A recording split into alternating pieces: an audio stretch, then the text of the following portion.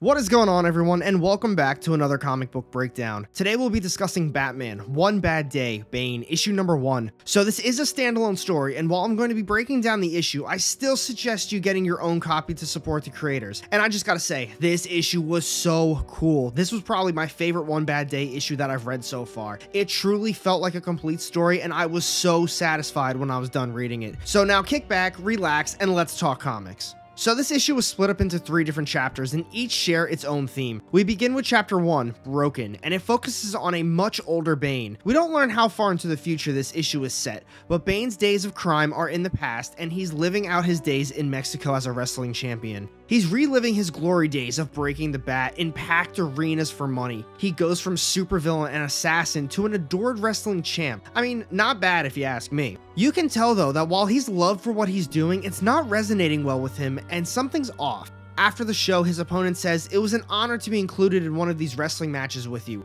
but Bane questions his take on what honor really means. Then as he's leaving, there are some fans wanting to take pictures and get autographs signed with him, but from my perspective, it looks like as soon as he gets paid his money, he bounces. Bane even had 2 fans looking to show him their gratitude, and he just wanted to leave. As he heads back to the mansion, he looks so defeated despite winning the match. He lets out a sigh with his head hung low in his vehicle before he's welcomed by a dark and empty house as he reminisces on the things that he's done in the past. This first chapter, in my opinion, really sets the tone for Bane's character in this issue. While it's set in the future and it seems like he's a celebrity and adored, he's never been more alone in his life. The next part of this issue sets up the plot of the story. While he's in his study catching up on some reading, someone breaks in and you really get to see the power that Bane still has. He really threw this intruder around like a rag doll, but here's the thing. This guy didn't break in to rob Bane. He's got something for him, Venom. It's supposedly eradicated, but apparently someone from Texas that deals in high-end drug sales has replicated it. Turns out this guy's a delivery driver for them, smuggled it, and thought Bane would pay top dollar for it. As Bane holds it close to him, he recollects the effect it had on his life. He says never again, and he throws it in the fire. This moment right here is when you can really tell that Bane has made some life changes for the better. That wasn't the end of it, and Bane demands the dealer escort him to the house in Texas. Despite him not being on Venom, Bane is still a massive dude. He picked him up with one hand, which is impressive of itself, but that man's hand is literally bigger than the drug dealer's head.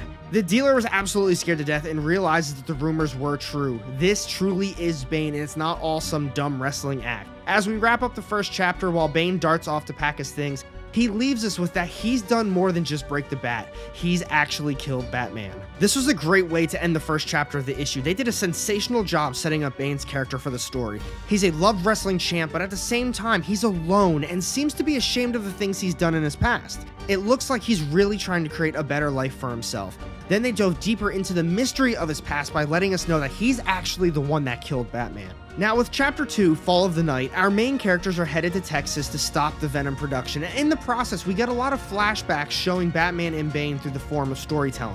Batman gets a scoop on a shipment of Venom, but Bane is also there to do the same thing. Bane is there to do a good thing, but Batman wants to bring him in. Yeah, I mean, Bane's done some bad stuff before, but he's tracking down all the traces of Venom in the entire world and he's destroying it. A guy his size, I'd probably just let him do his thing too, but hey, that's just me. As they intensely stare at each other, Bane offers Batman a truce, at least until the Venom is officially destroyed. Then they can duke it out one final time. See, I like this part of the issue because Bane isn't just trying to reason with him so that he can do what he wants, but Batman's fallen victim to Venom as well in the past, so he knows how dangerous this stuff actually is. Bane is perfectly cool with Batman getting his justice once it's all said and done, but all Bane wants to do is get rid of this stuff for good.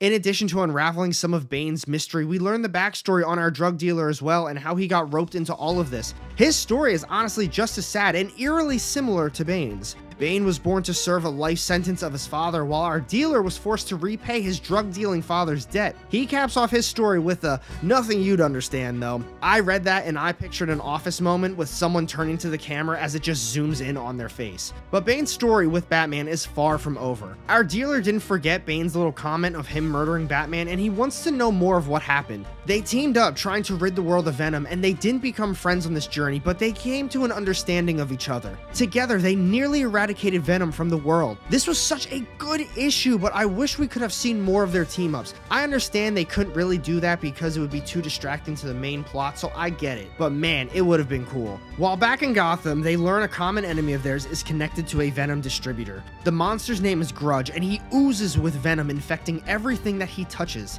His game plan is to infect all of Gotham, making every helpless and lost soul strong again. Grudge brought an army of infected hosts with him, and it's not looking good for those two. Now back to the present time in our story. Our main characters have been walking for quite some time now because they're trying to sneak their way onto the estate. Remember, this is a massive drug operation out in the middle of nowhere. Any sort of vehicle movement, they'll know about it. Since they're going to wait for nightfall to do the big bust, what better time than to finish the story? I told you, we get a lot of flashbacks in this chapter. This is it though. Batman and Bane are out of time. Grudge is spreading the Venom to Gotham, and they've got a final plan. Bane has an EMP that should do the trick. Right here is when you see that Batman and Bane's relationship turned into something more than just a job. Batman saved Bane's life, consequently ending his own. Grudge was about to infect Bane, but Batman jumped on Grudge's back, holding him off, giving Bane just enough time to ready the EMP. At this point, the Venom was coursing through Batman's body, and in his final moments, Batman gave Bane the okay to set off the EMP and save Gotham. This is why earlier in the issue, Bane questioned the costume wrestler's definition of honor. Batman died saving Bane's life and Gotham from the Venom. Bane swore to continue the fight against Venom in honor of Batman's sacrifice. At the time, it really didn't seem like much, but I love how it was all tied together. Between the foreshadowing and the similarities between both characters' origin stories, Williamson did such an outstanding job writing this one. However, right now, it turns out that our main characters were on the mountain for just a bit too long, and they were found. The story takes an unexpected turn after the two were captured. Turns out it was a trap the entire time. These guys knew what would happen if Bane got a whiff of Venom out on the market, so they let this kid steal a vial, and Bane played perfectly into their plan. Bane takes an absolute beating in this one, but it's also not hard to beat on someone that's outnumbered and tied up to a chair. Like Bane, these guys actually just fell into his own trap. If he let them torture him, eventually someone would slip up and reveal the details of who's behind it all. Once Bane got this info, that's all he was needed, and it was a wrap on the henchman. Bane used his brute size to make sure they wouldn't be getting up anytime soon. That's how Chapter 2 leaves us, and while the beginning and the end of the issue are great, Chapter 2 was by far my favorite because not only did we learn about what happened between Bane and Batman, but also our drug dealer's origin. You saw the switch in Bane from when they first met to him feeling for the kid. He's just another broken soul forced into this business, not because he wanted to, but because he needed to survive. Now with Chapter 3, Created in the Dark, it wraps up an incredibly well-told story. Not gonna lie, it seems like this whole issue has a very dark theme and a sad tone to it. It turns out Dr. Porter, the creator of Venom, was still alive, trying to perfect his creation. Even his story is sad and kind of makes you feel for him. Batman failed to save Dr. Porter's daughter years ago, resulting in her death. It ate at Batman, and the guilt got to him. So Dr. Porter offered his scientific creation to help him gain the strength that he needed. Instead, Batman overcame the Venom and made sure Porter could never share the pills again. So Porter faked his own death and has been working on his formula in secrecy ever since. See, the thing is the doctor is dying, and now he's only thinking about his legacy. Who's going to continue with his creation, the Venom? He immediately knew Bane was his greatest creation, in fact, a product of his own genius. While they bicker back and forth, we finally get to see the kid, but he's hooked up with multiple tubes of Venom coursing through him. It's a shame because he really only knew sadness and pain in his life, and it never got any better for him. Porter attempts to sway Bane's thinking one final time before the big finale. Bane's not about it though, and he is on a mission to put an end to all of this once and for all. Despite everything going on, Bane's first instinct was to save the kid's life, but releasing him at that moment proved to be an actual mistake. In an iconic fashion, the Doctor hoisted Bane over his head before crashing him down onto his knee, breaking his back. Now the Doctor is ready to unleash his newest Venom strain, and he dumps it onto the kid. As the effects begin to take place, somehow Bane musters the strength with a broken back and gathers the remaining Venom, leading to the house combusting in flames. Days go by and reports are pouring in that the drug operation had been destroyed and the war against Venom may finally be over. The world thinks Bane is a hero. This next part I thought was an extremely satisfying ending. I love how Williamson left this one a bit more of a mystery by leaving its interpretation up to the reader. While Bane's in a hospital bed, he gets a visit from Batman. So yes, Bane said he killed Batman, but could it have been possible he faked his own death? Or was it just another one of those visions? Either way, before Batman leaves, Bane breaks down and explains how the breaking of the bat was his greatest achievement and the worst day of his life. Nothing has ever amounted to that day.